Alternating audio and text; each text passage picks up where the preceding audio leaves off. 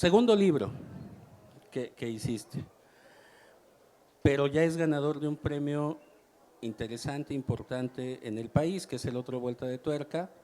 Lo han ganado Hagenbeck, Bev, eh, Malpica dos veces y una vez se quedó cerca con apostar el resto y cosas así. Eh, pues, ¿qué se siente ser premiada? Ya, ya. Antes de responder a tu pregunta, quiero agradecer la invitación. Como siempre, quiero agradecer sus atenciones.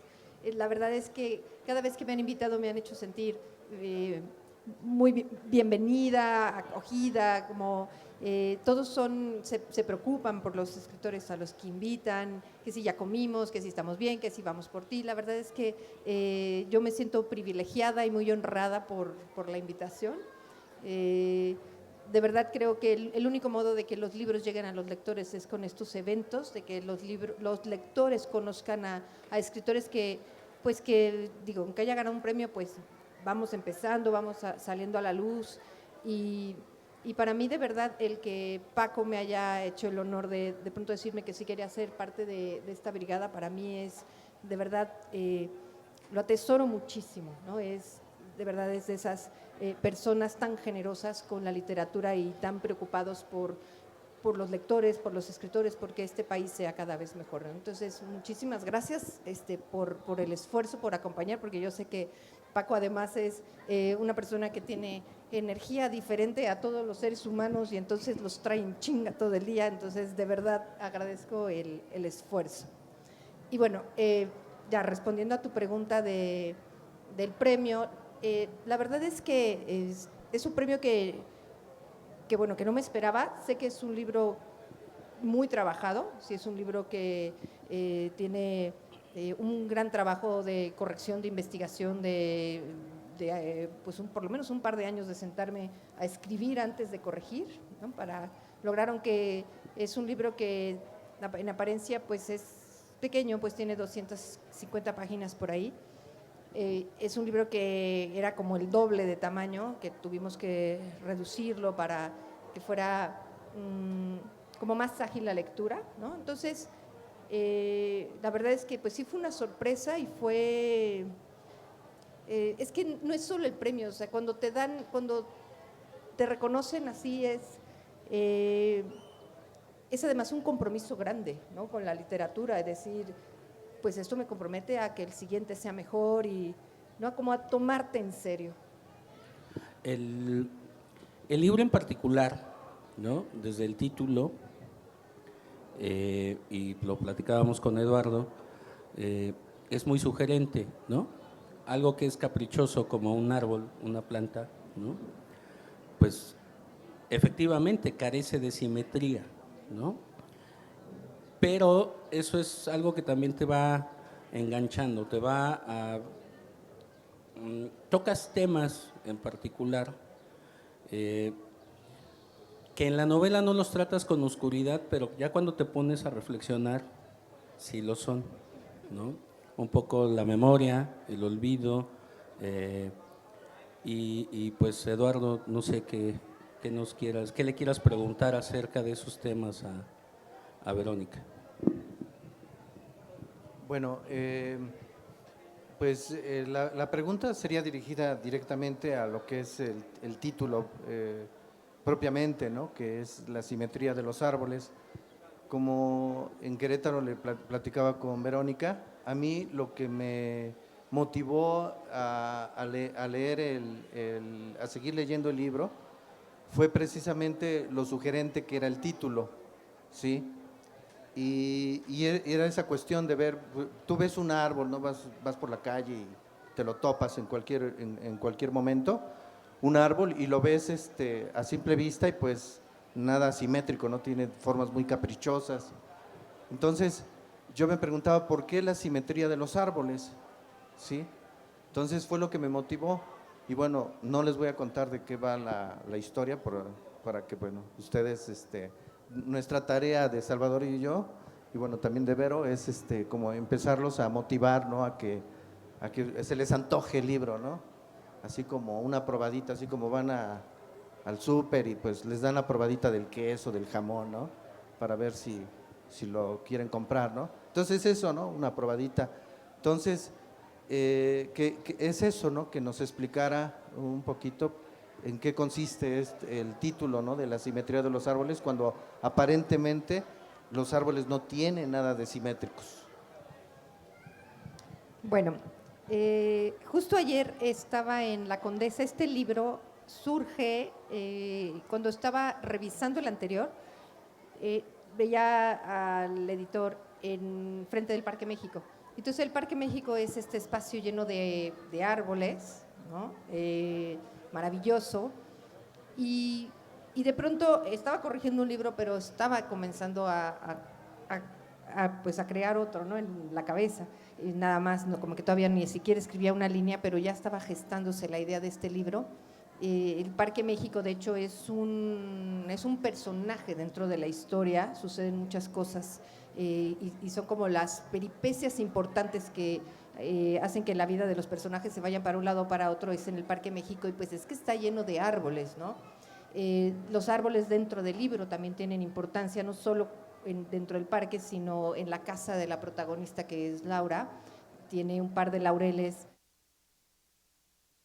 compañeros de juego, su lugar donde se esconde, su refugio. Es este lugar en que por las tardes ella cuenta cómo se llenan de pájaros, ¿no? Y por las mañanas cómo los pájaros, ¿no? Emprenden el vuelo. Y la verdad es que a mí siempre me han gustado los árboles. Viviendo en Querétaro, tenemos en el Jardín Guerrero estos árboles, que son, creo que todos son laureles de la India, que lo mismo pasa, ¿no? Que se llenan de pájaros en la tarde. Entonces, para mí era como, siempre han sido, mi abuela decía que los árboles se llenaban de pájaros porque iban a darle las gracias a Dios porque terminaba el día. Y entonces así como que teníamos esa idea, ¿no? Y entonces yo crecí, y si me preguntaban, ¿por qué los pájaros cantan en los árboles? Mi cabeza de inmediato era, pues, porque vienen a darle las gracias porque el día se ha terminado, ¿no? Entonces los árboles siempre han sido como un elemento importante en mí, ¿no? En mi vida, en parte de mi literatura, parte de mi historia. Y sí son simétricos, ¿no? Entonces cuando ves una jacaranda, por ejemplo, cuando empieza a crecer una jacaranda, sí se nota mucho más la simetría que cuando ya es el árbol, ¿no? Lo que pasa es que estamos acostumbrados a ver los árboles así como los cortamos, ¿no? Así como cuadrados. Entonces perdemos un poco la relación de cómo es el crecimiento natural de un árbol, pero si ves las hojas, pues es la simetría, ¿no? De las, ¿cómo se llaman? Pues como venitas, ¿no? De las hojas. Entonces sí hay una de un lado y del otro, ¿no? Es todo, es como el yin y el yang, como el derecho, izquierdo, femenino, masculino. O sea, sí existe ahí una simetría. Y cuando este libro lo quería mandar a concursar, le cambié el título, se llamaba La sombra de tu voz, y de pronto había estado como masticando ideas, ¿no? Leyendo mucha poesía acerca de... a mí, yo soy muy mala escribiendo poesía, sin embargo me gusta leerla, sé que es pues lo más alto de la literatura, ¿no? La poesía. Entonces, como que la leo y de pronto el mismo juego de palabras, la simetría de los árboles, que a mí sí me hace sentido, por mi historia en general, que han sido también personajes en mi vida los árboles. Entonces, me gustó cómo sonaba. O sea, dije, esto me gusta. Y tuve que aumentar ahí una escenita para que tuviera sentido. Y hace sentido con toda la historia, porque es una historia acerca de la locura, en donde pierdes la simetría y pierdes pues la relación de todo, ¿no? Entonces por eso es ese nombre, ¿no? Así. Tú hablabas hace poco, recién, de los recuerdos que te trae de tu abuela, ¿no? Ver a los pájaros estar en los árboles, cantando, reunirse por las tardes. Y es algo que también tiene tu personaje. Laura está en estos episodios mentales sumamente complejos, ¿no? Hay que entender que la protagonista está entre cuadros depresivos, maníaco-depresivos, ¿no? Para ser más exactos, ¿no? Y se ancla con el recuerdo. O sea, Laura, a través de la historia, se va manteniendo con el recuerdo. Le ayudan otras cosas, ¿no? Pero el recuerdo es importante para Laura. Yo creo que somos nuestra historia, nos componemos de las historias que tenemos de nuestra familia, los mitos, ¿no?, que se van creando en tu tribu. Nos componemos pues, de una educación que viene desde abuelos y eres quien eres por todo este bagaje, ¿no?, que traes. Y a mí me gusta contar eso, a mí me gusta, desde niña me encantaba sentarme y escuchar las historias, ¿no? Me gusta cuando la gente tiene cosas que contarme.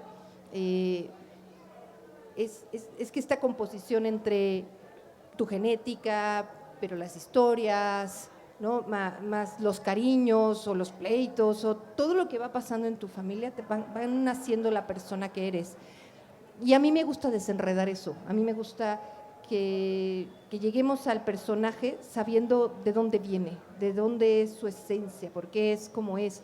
Y creo que una de las cosas por las que me gusta escribir es esa, me gusta contar la vida de los seres humanos, como desenredarle, como tengo lectores y amigas que de pronto llegan y me dicen, por tu libro ya entendí lo que me pasa, ¿no? Y yo creo que eso, para eso sirve la literatura, ¿no? Para que de pronto tengas esos momentos como de iluminación y que te caiga un 20 y que sepas que, pues, que no eres diferente de los demás, que lo que te está pasando, o sea, no está tan mal como crees, sino está bien, ¿no? Entonces, a mí me gusta, te digo, las historias detrás de los personajes, sí soy fanática de ellas.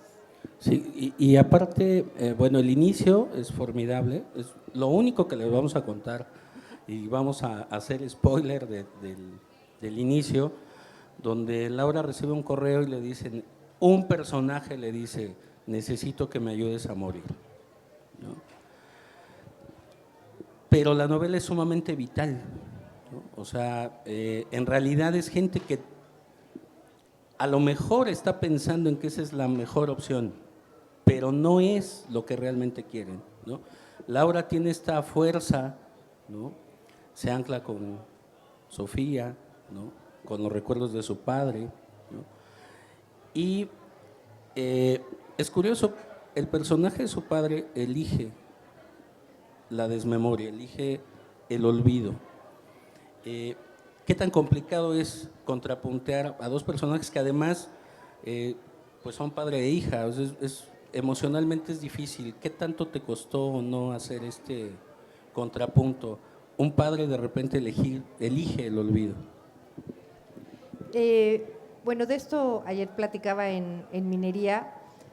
Yo creo que los escritores no podemos contar otra cosa que no tenga que ver contigo mismo, ¿no? Así, lo que compone nuestra literatura, pues es las células del escritor, lo que ha visto, lo que ha escuchado, lo que ha comido, lo que ha vivido. Y si bien esta novela no es una novela autobiográfica, sí tiene que ver mucho con lo que estaba pasando y que, bueno, un poco sigue pasando conmigo en ese instante.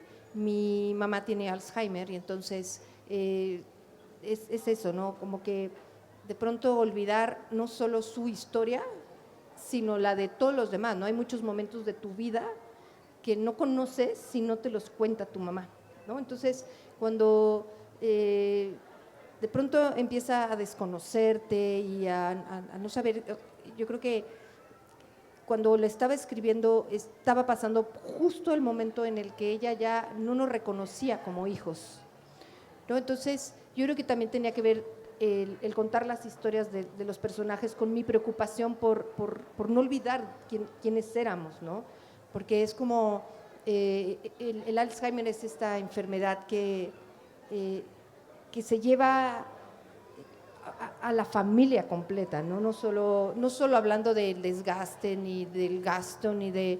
Se lleva gran parte de preguntas acerca de ti, acerca de lo que pasó, pues que ya nunca van a tener respuesta, ¿no? A través de los ojos de tu madre, porque bueno, si bien se lo puedes preguntar a alguien más, cada quien tendrá una versión con respecto a su visión, ¿no? A los filtros que todos tenemos. Pero ya esa historia que te cuenta tu mamá, que se siente y te dice cuando tú eras chiquita no te gustaba comer chícharos porque, ¿no? Y esas ya no existen, ¿no? Entonces, en ese instante para mí era, pues, era una vivencia, ¿no? Que por un lado mi papá olvidaba, mi mamá, perdón, y por otro lado, pues yo trataba de rescatar. Fíjate que ahorita recordaba una canción del Cuarteto de Nos, que el líder del grupo le compone a su padre, porque igual pasa por un problema de Alzheimer. Y en la canción dice, el olvido es una forma de venganza, ¿no? Porque tú olvidas, ¿no? Sacas de tu memoria a la gente que no te importa, ¿no? Y después en la misma canción dice, y ahora el olvido es una contradicción, ¿no? Yo no quiero que me olvides, yo quiero perdurar. Es muy complicado ver a alguien que tú reconoces plenamente, pero que él de repente está vacío, ¿no? Y esto es precisamente algo de lo que platicábamos un poquito antes de la charla con Verónica, es este efecto transformador de la literatura. No siempre es para que tú generes una mayor intelectualidad, a veces pasa por lo emocional. Tus personajes los construyes muy emocionalmente. ¿No te dio miedo de repente llegar a lo cursi o a lo maniqueo? ¿O cómo manejaste este rollo emocional sin que pareciera maniqueo con tus personajes? Yo creo que cuando construyes personajes desde la honestidad de tu persona, no necesitas recurrir a fórmulas que caen en lo cursi, ¿no? Porque la verdad a veces suena cursi, ¿no? Pero cuando es tu verdad, se sabe que es tu verdad. O sea, nadie dice, ay, eso está, tus palabras parecerían cursis, pero en realidad la gente resuenan dentro de las personas como una verdad, no como algo cursi, ¿no? Entonces, de pronto, creo que los escritores tenemos este compromiso con los personajes de tratar de contar sus historias lo más honesto que podamos, sin tratar de manipular como de forma efectista. La cursilería es un poco efectista, ¿no? Entonces, y sobre todo cuando revisas, porque probablemente cuando escribes estás en ese momento creativo que necesitas como soltar la historia y probablemente se te vayan, ¿no? Efectos o palabras muy cursis. Entonces cuando revisas es cuando buscas las palabras exactas, las que le van a dar, ¿no?, el sentido a lo que ya habías creado, ¿no? Como que sacas al juez y dices, a ver, ahora vamos a revisar esto para que quede lo mejor contado, pero siempre respetando la personalidad de los personajes. Yo creo que en realidad es que ninguno de los que estaban ahí son cursis, ¿no? Son personajes como, o sea, podrían parecer víctimas porque les pasan muchas cosas, pero creo que no, creo que son personajes que son muy responsables con lo que está pasando con ellos. Okay. Eduardo, ¿quieres preguntar algo? Pues yo lo que estaba pensando y más que nada sintiendo es el medio ambiente en que estamos, ¿no? O sea, estamos rodeados ahorita de gente, ¿no? El sol que está así impresionantemente cayendo, ¿no? Y que a lo mejor al rato llueve, ¿no? Porque se aflojan las nubes, ¿no? Entonces todo eso pues nos hace, y traemos todos una historia, ¿no? Entonces, me pasó en Querétaro y ahorita también me pasó en la mañana sobre algo que quería comentar, ¿no? De un escritor del Mundo Feliz, y allá en Querétaro se me olvidó el nombre, entonces sentí angustia porque se me olvidó y dije, ¿qué va a pensar la gente, no? Que se apeñanietó este canijo, ¿no? ¿Cómo se llama? A ver, alguien que me ayude, ¿no? ¿Cómo se llama, no? ¡Hey! Aldous Huxley, ¿no? Y se me olvidó, entonces sí me apeñanieté, ¿no? Entonces sí entré en una angustia. Entonces, sobre este asunto de la memoria, ¿no? O sea, Aldous, antes de que se me olvide, ¿no? Lo voy a comentar. Aldous Huxley comentaba que hay un cliché dentro del ambiente literario, ¿no? Que la materia prima que usan muchos de los escritores, pues es una neurosis así especial, ¿no? Que tienen los escritores, y que la neurosis es la materia prima, ¿no? Que los hace pues contar historias y bla, bla, bla, bla, bla, bla. Entonces él decía que no es cierto, que hay que romper con ese cliché, que no es la neurosis lo que provoca las grandes obras maestras, ¿no? De estos escritores, sino que es a pesar de la neurosis y se sobrepone, es un obstáculo, ¿no? Y que los escritores, al sobreponerse a la neurosis, escriben esas grandes obras de arte. Entonces la neurosis no hay que buscarla para contar historias, ¿no? Sino que evitarla, ¿no? Entonces, en ese sentido, o sea, se toca, uno de los temas es la locura y precisamente la protagonista, pues, busca esa ayuda, ¿no? Para poder pues, salir de esos estados de locura. Entonces, la memoria, a mi entender, dentro de las terapias, pues es algo que ayuda, ¿no? A reconfortar al paciente, a darle salud, ¿no? Y bueno, en ese sentido, pues comentábamos en Querétaro de una línea de psiquiatría en donde los psiquiatras, hay algunos psiquiatras en el 75 que de los países sobre todo desarrollados, que buscaron un camino de evitar los electroshocks, de evitar los medicamentos, ¿no? Y buscar una forma en que el individuo, el paciente se introspectara, dentro de su propia historia buscara pues la conciencia de su enfermedad y buscara pues la solución a sus problemas, o sea que fuera asumiendo. Entonces pues que Verónica pues nos diera pues una opinión acerca de este asunto. Pues mira, acerca de la neurosis de los escritores, yo creo que mi marido te puede hablar más de la neurosis de su mujer, ¿no? Sí soy un poco neurótica de pronto, pero yo creo que la neurosis, todos somos neuróticos, o sea, yo creo que no hay nadie que no sea neurótico, todos tenemos por ahí alguna manía, alguna ritual, una superstición, o sea, la neurosis está presente siempre, ¿no? Sobre todo, mira, yo que vengo de Querétaro, que ya es una ciudad un poco caótica y neurótica, y que llego al DF sí me doy cuenta de la neurosis que existe, ¿no? en el ambiente. Y sé, además, que en este país no se trata las enfermedades mentales, ¿no? Ahorita estaba haciendo como chiste con la neurosis, pero puede llegar a ser una enfermedad mental. La depresión, ¿no? Que es una de las causas de las enfermedades más comunes y que además es discapacitante, ¿no? Y lo platicamos en Querétaro. En Querétaro no existe un centro de salud mental, ¿no? Y son poquitos los estados en donde hay centros de salud mental. Entonces, y vemos gente en la calle de pronto, estos pues loquitos familiares, ¿no? Que cada ciudad tiene, el señor en Querétaro había un señor de los patines y que era famosísimo, el patines, ¿no? Le decían, pero en realidad era un señor que necesitaba atención médica, pero es que no existe, ¿no?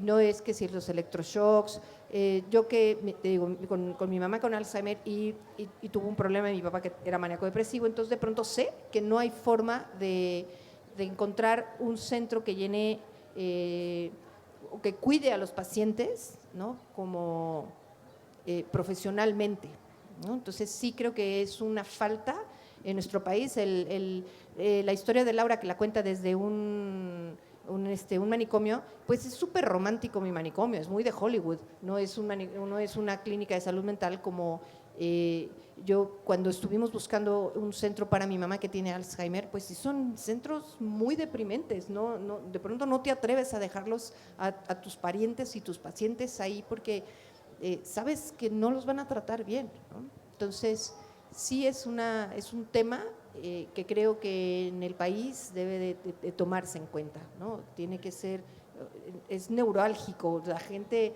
estas enfermedades que te digo que empezando por la depresión, discapacitan y hacen que ni siquiera el país vaya hacia adelante, ¿no? Fíjate que inclusive pasa por uno mismo, ¿no? O sea, cuando uno dice, pues yo no voy al psicólogo porque no estoy loco, ¿no? Uno mismo se lo dice, ¿no? Pero la salud mental es sumamente importante, o sea, no hay lo que tú dices es cierto, ¿no? No hay una política social en salud, y mucho menos hay una política social en salud mental, ¿no? De repente no estamos acostumbrados a cuidar a nuestros viejos, ¿no? Y se nos olvida que nosotros vamos para allá, ¿no? A lo mejor no llegamos, pero eso es importante. A mí me gustó mucho tu libro, y esto ya es a título personal, porque manejas unos claroscuros con Laura, porque de repente generas empatía muy rápido con Laura, pero Laura también tiene sus lados hostiles y oscuros, ¿no? Es capaz de hacer 2 que 3 cabronadas, ¿no? O sea, es muy, muy cabrona cuando quiere, pero también es sumamente amorosa. Entonces, tu novela es, sí, entre lo psicológico y un poquito rosa la novela negra, ¿no? Hay sus lados de investigación. ¿Sí querías hacer algo así o yo me estoy alucinando gacho y haciendo una pésima interpretación de tu novela? No, es que es más un thriller, que bueno, este es un término muy gringo, un thriller psicológico que una novela policíaca tal cual, ¿no? A mí me gusta que pasen cosas, por eso es todo el tiempo ir armando este rompecabezas. Pero a mí sí me gusta desenredar la cabeza de los personajes y sé que todos tenemos esta parte muy oscura y muy clara, ¿no? Todos, ¿no? El otro día estaba oyendo un estudio que decía que, y es que te pasa hasta químicamente, ¿no? Decía, era un estudio que decía que cuando un ser humano se ve amenazado, cuando va a llegar a alguien a asaltarte, tu cuerpo hace algo para que tu brazo sea más fuerte, o sea, cuando te sientes amenazado, ¿no? Hasta el bíceps es más grande, no es que sea algo, ¿no? Pero tienes más fuerza que en el estado normal, ¿no? Entonces, químicamente sabemos que podemos llegar a hacer cosas que de pronto no nos imaginamos, ¿no? Tanto buenas como malas, ¿no? Y yo creo que lo que hay, para que una historia camine y para que una historia atrape, creo que hay que poner a los personajes en este filo de la navaja, en donde de pronto parece que van a hacer algo y de pronto se detienen, pero ya van, pero, o sea, el filo de la navaja es donde funciona una historia. Tienes un personaje que es funambulista, es los que caminan en la cuerda floja, ¿no? Y en general a Laura le pasa en toda la novela, ¿no? Laura es la protagonista y como tal siempre está pendiendo de un hilo y no sabes si va a terminar bien la cosa o va a terminar mal. Si quieren saber, pues compren el libro, la verdad no se van a arrepentir, está muy, muy chingón, eso sí se los puedo decir. Creo que aparte aquí venimos a hablar de otras cosas. Y para la Brigada para Leer en Libertad es bien importante que haya escritoras, porque de repente yo comentaba con Verónica, los programas de las ferias del libro, no es que no haya mujeres escritoras, sino que parece que no están, ¿no? O en letras más chiquititas. Y a nosotros nos da mucho gusto también que Verónica se haya incorporado a la brigada de esta manera. Fue muy de sopetón, fue en la FIL de Guadalajara donde nos encontramos brevemente y le dijimos, oye, ¿vienes a presentar tu novela? Me parece que fue al Zócalo, sí, a la Alameda. Entonces, y de ahí ha venido participando con nosotros. ¿Y qué opinión tienes acerca de tus contemporáneas, de tus mujeres, de las mujeres escritoras en el país? Bueno, antes de que conteste Verónica, para no romper la simetría y que haya equilibrio, tratar, ¿no? O sea, bueno, estamos así, una mujer y 2 hombres, ¿no? Entonces, para mantener el equilibrio, yo, a mí, y bueno, para no salirme del tema, a mí me gustó mucho la novela en la última parte porque me hizo hasta llorar, ¿no?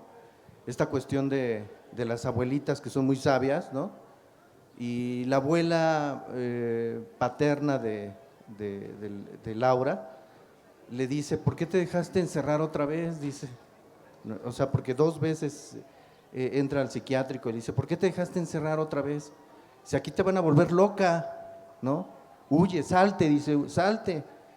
Y al poquito tiempo muere la abuela. Entonces, pues eso me causó mucha conmoción, ¿no? Y me liberó de alguna manera. porque pienso, o sea, siguiendo lo que comentaba yo hace rato de los psicólogos estos que piensan que es cruel muchas veces en los psiquiátricos las terapias que usan, yo le decía a Verónica, la abuela paterna bien, si hubiera estudiado psiquiatría, pudiera ser de esa línea, ¿no? Y bueno, en ese sentido, pues las mujeres, ¿no? Wow.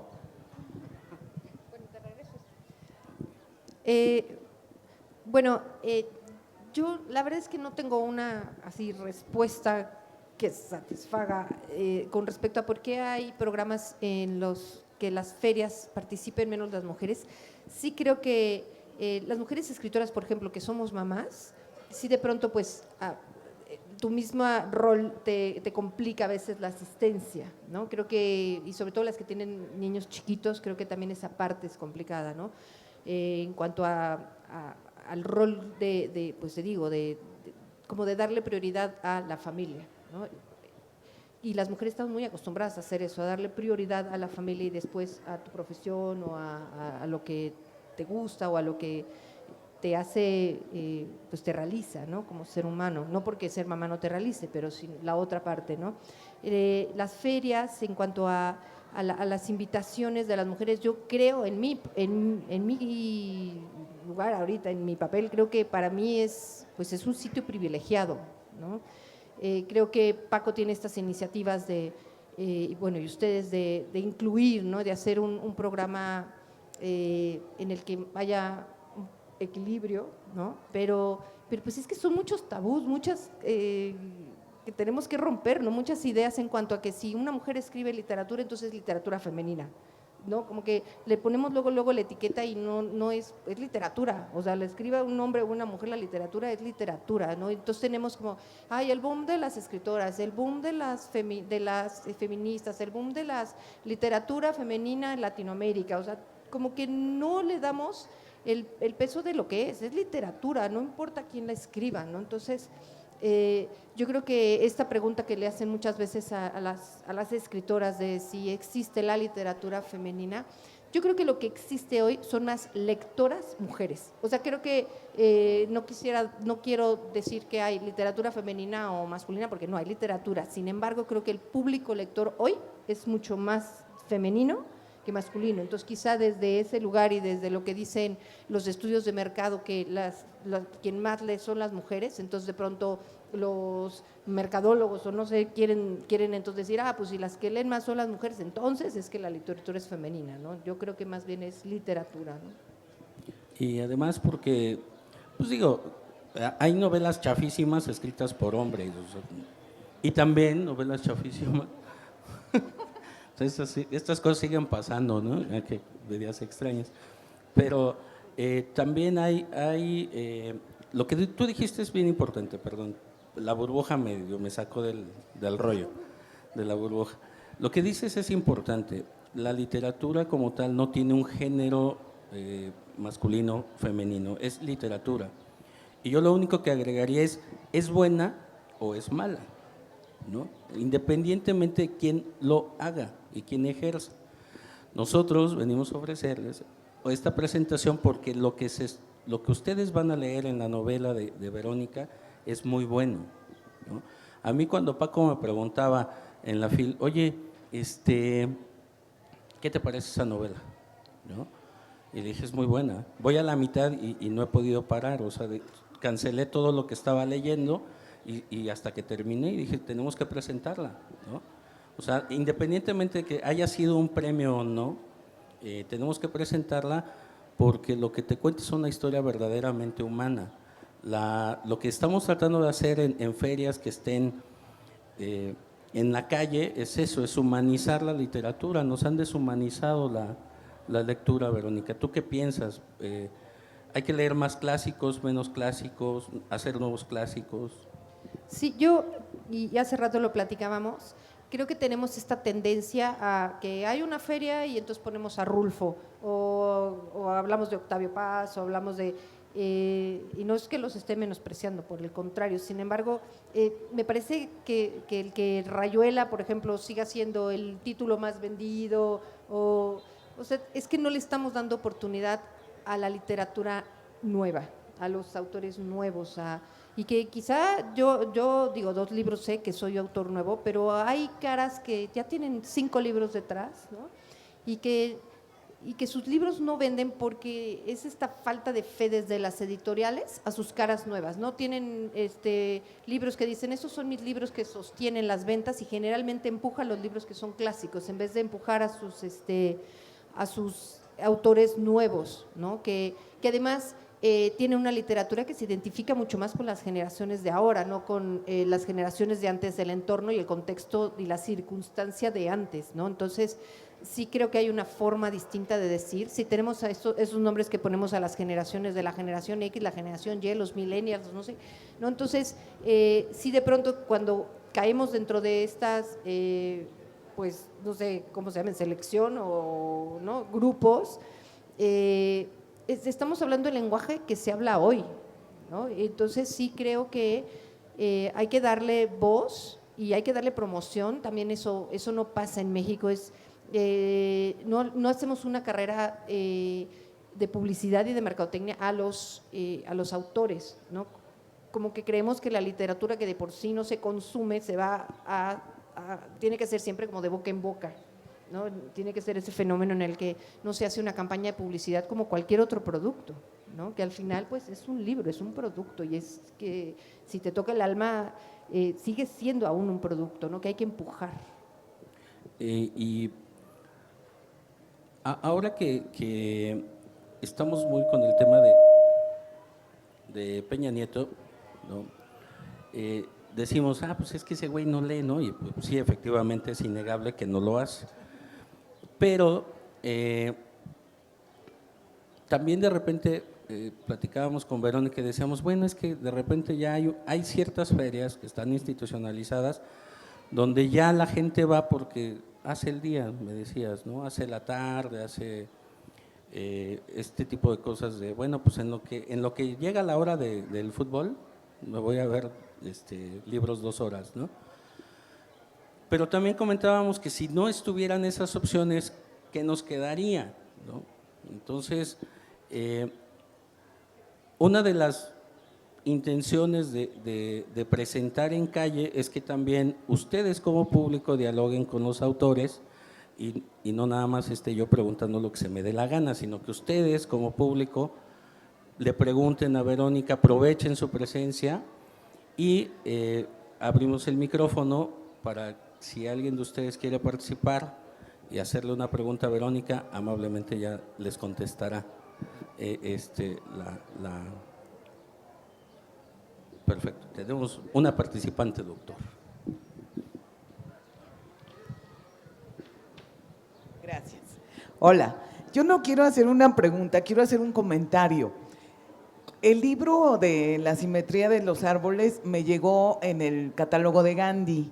Me llamó muchísimo la atención el título porque me gustan mucho los árboles, pero yo pensé que la simetría se refería a que dicen que igual que crece para arriba, crece para abajo. Entonces pensé que a eso se refería la simetría. Pero ahorita con lo que acaban de comentar, la verdad es que me despertó muchísimo la atención y la curiosidad de leerlo. Y además eres muy agradable, Verónica. Mucho gusto. ¿Alguien más que quiera participar? Bueno, nosotros le podemos seguir dando porque pues hay que hacer fuerza, ¿no? Pero les digo, la idea es que ustedes vayan generando esta participación. Estamos hasta atrás porque el sol está un poquito fuerte, ¿eh? Nosotros siempre estamos adelante, pero por estas situaciones. Verónica,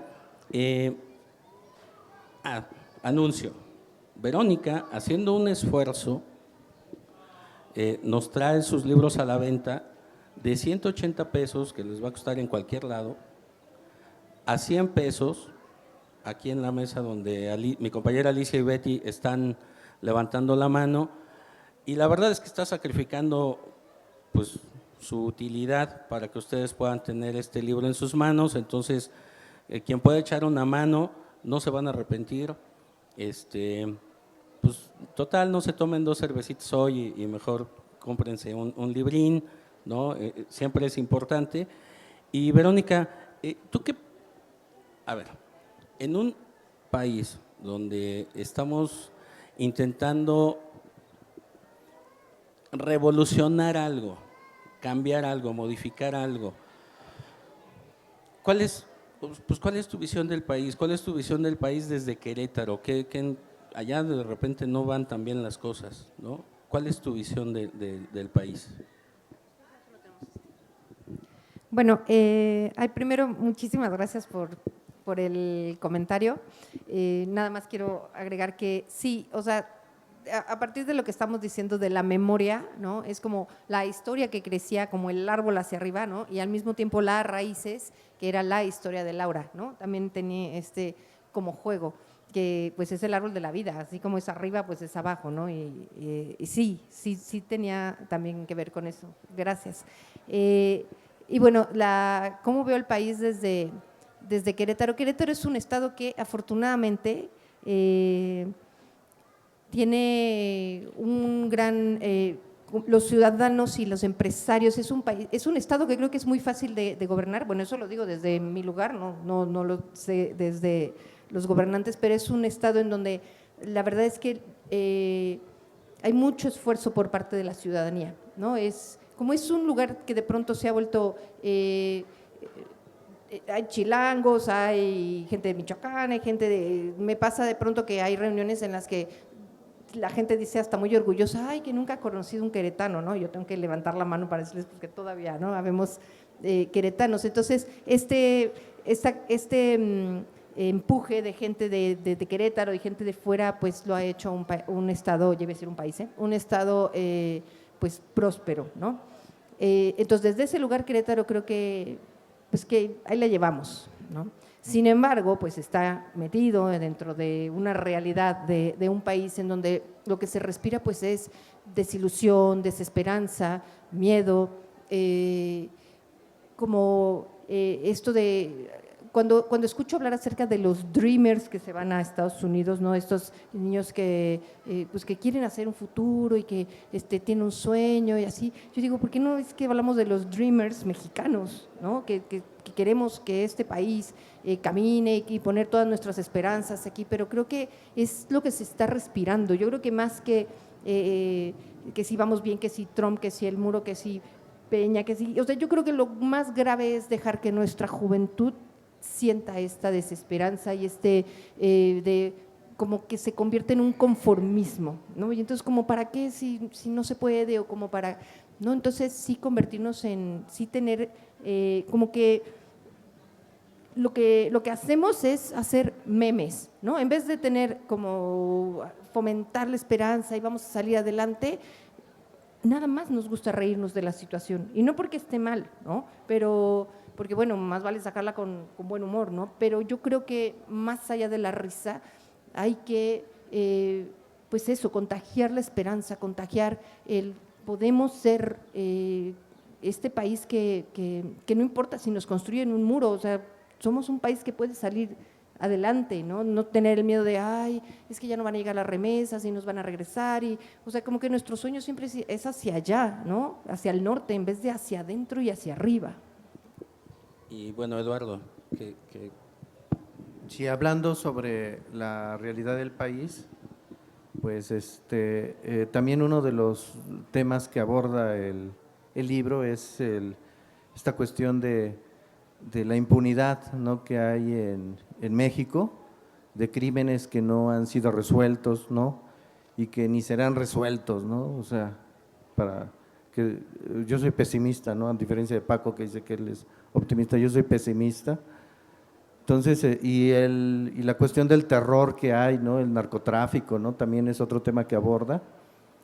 Y cómo estos temas, ¿no? del terror, del narcotráfico y de la impunidad, hacen que se rompan las simetrías de las familias, ¿no?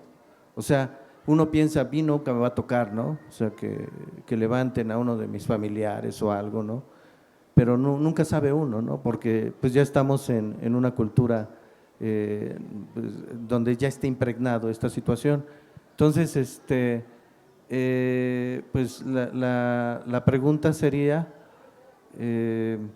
sobre este asunto, pues porque bueno, sí en la historia se rompe la belleza y la simetría de la familia de Laura. Y en ese sentido, bueno, pues preguntarle a Laura qué opina al respecto, ¿no? De esta realidad que vive el país y que pues está a la vuelta de la esquina. Bueno, si le preguntamos a Laura, es completamente igual, desesperanzadora, ¿no? Sobre todo porque Laura es de las familias, esta historia está contada desde las familias influyentes del país, ¿no? Desde el gobierno, desde qué pasa, ¿no? Y sobre todo toqué un tema que fue el asesinato de Colosio disfrazado en la época actual, ¿no? Porque nos quedamos con cualquier cantidad de preguntas con Colosio y entonces de pronto yo traté como de resolver. A mí me rompía el corazón cada vez que decían, pues ya se murió Colosio y luego se murió Diana Laura y yo decía, hijo, y esos niños, como que siempre pensaba, ¿no?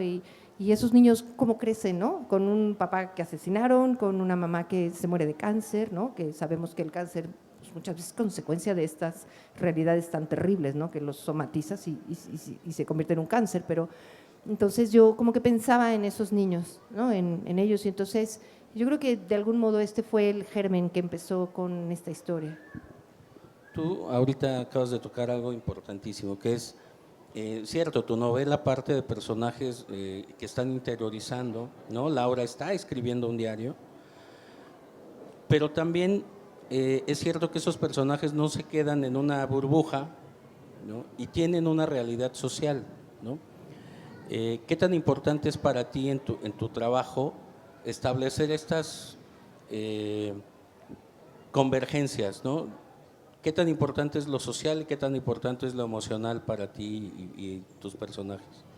Bueno, yo vengo de una formación de periodista, ¿no? Entonces, antes de hacer novelas, trabajaba en el periódico, entonces, para mí el tema social es súper importante. Para mí, sé que, y como además escribí una columna de opinión y tenía retroalimentación con los lectores bueno, hasta me pasó que me amenazaron en gobierno que si seguía escribiendo lo que escribía, no iban a correr uno de mis cuñados, ya no me acuerdo qué tanto me dijeron, pero sí sé que las palabras mueven, ¿no? Entonces sabía yo cuando trabajaba en el periódico que tenía una responsabilidad de que lo que decía cambiaba la opinión de las personas. Entonces yo decía, si tengo esta ventana, tengo que ser responsable con mi comunidad y utilizarla para provocar cambios, ¿no? Y cambios positivos. Entonces, mi literatura está pues impregnada de pues de tantos años, ¿no? De periodismo. Sé que el que tengas de pronto que se publique un libro, ¿no? Que tengas además la fortuna de que tu libro se publique, ¿no? En este país que es un poco complicado la publicación.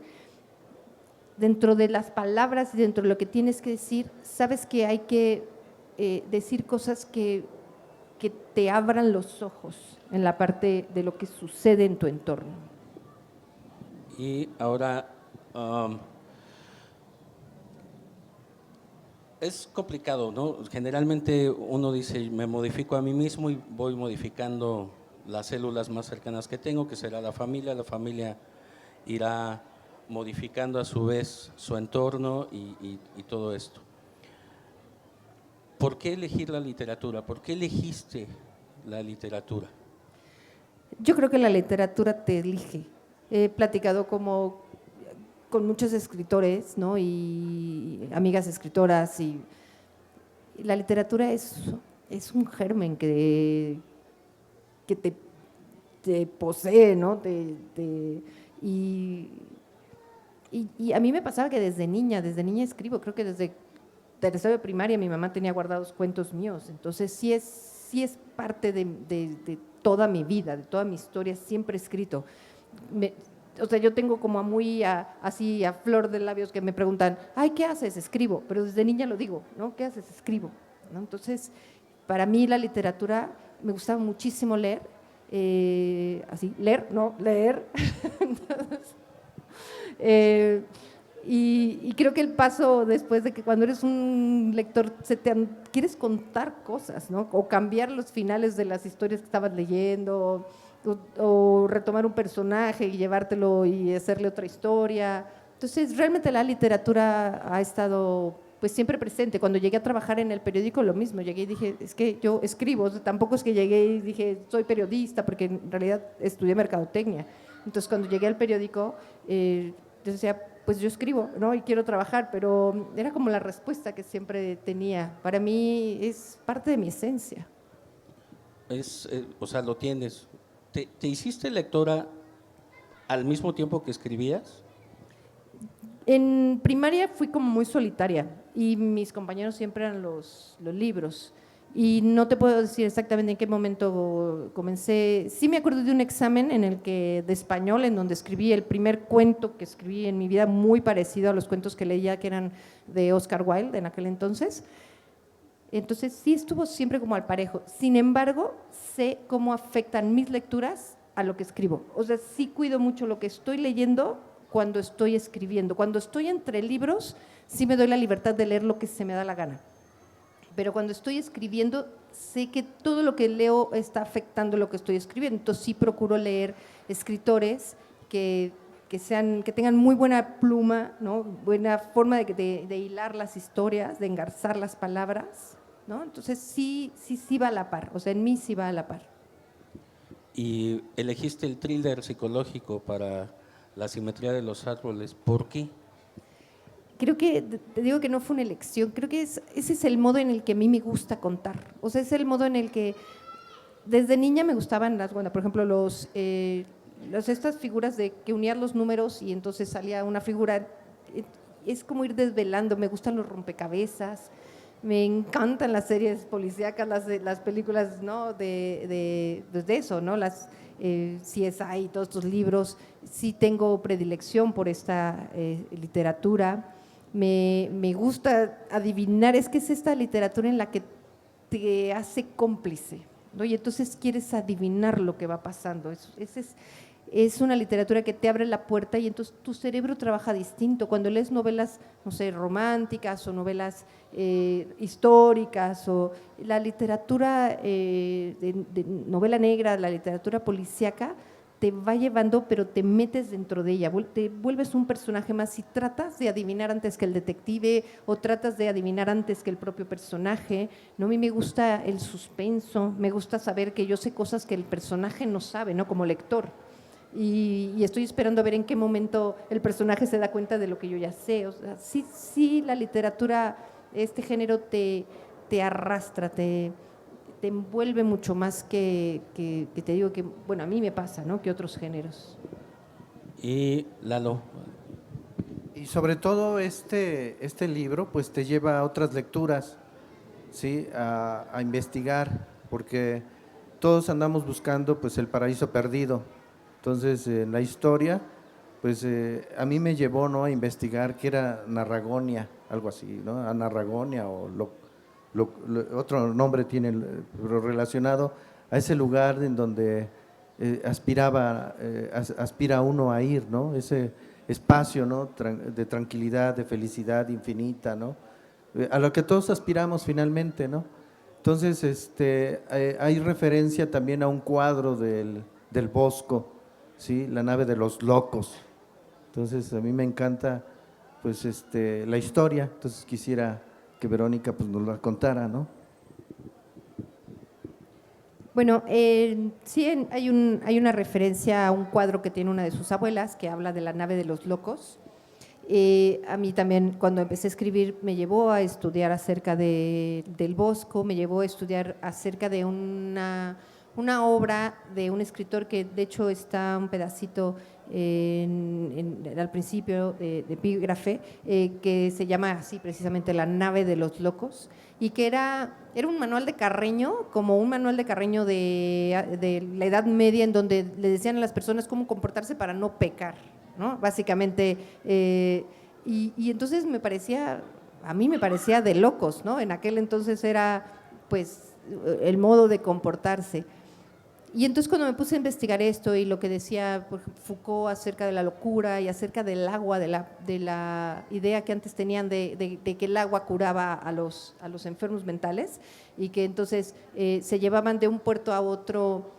En la Edad Media atracaba un barco en un puerto y entonces la comunidad, para deshacerse de sus locos, los subía al barco.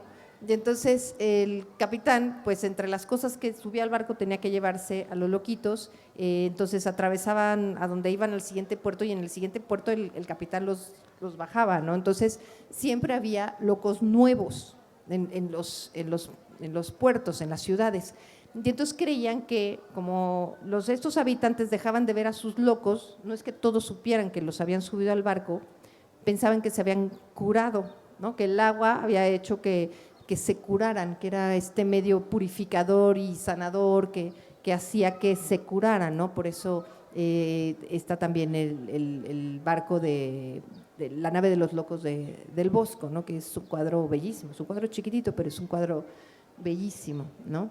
Y hablaban de este lugar que se llama Narragonia, que en efecto es el paraíso perdido, pero es el paraíso donde tienes la libertad de ser quien eres, ¿no? Generalmente las personas que se comportan distinto que los demás, pero en un afán de ser fiel a quien eres, y caes te sales del patrón y entonces de pronto pareces loco, ¿no? Y te dicen loco, pero es que eres fiel a ti mismo. Entonces Narragonia era este lugar en donde puedes ser quien eres, ¿no? Donde tienes la libertad de hacer, de decir. No estoy hablando en esto en tono de violencia o de molestar a los demás o de que, ¿no? Como que creemos que si haces y dices lo que quieres es que puedes hacer y decir lo que quieres a tu vecino. No. Estoy hablando en cuanto a tu esencia, ¿no? En cuanto que no haya esas ataduras o que te corten por un status quo, por tener que ser de algún modo, ¿no? Con respecto a la sociedad. Entonces creo que ese es el paraíso perdido, ¿no? El sueño que todos tenemos de ser quienes realmente somos sin que nos juzguen. Bien, pues ya se está acercando la hora de terminar esta excelente presentación del libro y Verónica va a estar firmando donde están igual a la venta los libros. Ahí va a estar Verónica firmando con ustedes. Si quieren hacerle una pregunta en corto, estar ahí, tomarse la foto, convivan con sus escritores. Es importante desacralizar un poco esta figura de estamos aquí porque tiene que haber un escenario, pues, ¿no? Pero en realidad yo creo que nos gustaría estar un poquito más cerca. Van a tener oportunidad de hacerlo y les hacemos nuevamente el anuncio, La simetría de los árboles en 100 pesos. Yo sé que ahorita está de moda el thriller psicológico sueco y los españoles y los alemanes. Démosle la oportunidad a un thriller psicológico mexicano, escrita por una mexicana comprometida con la literatura y que no tengo nada más que agradecerle a Verónica su presencia esta tarde en la Quinta Feria Internacional del Libro del Zócalo de Texcoco. Entonces, y vamos a anunciar también que se va a presentar un libro, una antología que hizo la Brigada de Poesía de Roque Dalton. A los que estén y permanezcan en el público se les obsequiará al término de la misma. Entonces pueden ir a que Verónica les firme su libro y después regresar a sentarse y escuchar un poco de la poesía de Roque Dalton y en unos minutos más continuamos con ustedes. Muchas gracias, Verónica.